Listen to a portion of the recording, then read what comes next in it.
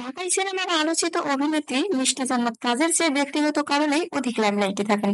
এবার এই অভিনেত্রী জানালেন উটের দুধের ব্যবসা করবেন তিনি। সাংবাদিকদের মুখোমুখি হয়ে তিনি বলেন, আমি উটের দুধের চা খাই, এই দুধের ব্যবসা বাংলাদেশে শুরু করতে যাচ্ছি, খুব শিগগিরই লঞ্চ করব। কেন উটের দুধের ব্যবসা করতে চান তার ব্যাখ্যা দিয়ে এই নায়িকা বলেন, আমি যেখানেই যাই সেখানেই সবাই জিজ্ঞাসা করে উটের দুধের চা কেমন লাগে। এখন থেকে আর এই প্রশ্নের সম্মুখীন হতে হবে না, কারণ তারা নিজেরাই এই দুধের স্বাদ কেমন তা জানতে পারবেন। সংযুক্ত আরব আমিরাত থেকে উটের দুধ আমদানির কথা জানিয়ে এই অভিনেত্রী বলেন, উটের দুধ দুবাই থেকে বাংলাদেশে আমদানি করব। এই দুধ যাতে সবাই খেতে পারেন এজন্য 200 মিলিগ্রামের প্যাকেটও করা হবে। তবে উটের দুধের দাম কেমন হবে সে বিষয়ে এখনো সিদ্ধান্ত হয়নি। এ বিষয়ে ঈদুল আজহার আগে বা পরে সংবাদ সম্মেলনের আয়োজন করবেন বলেও জানান এই নায়িকা।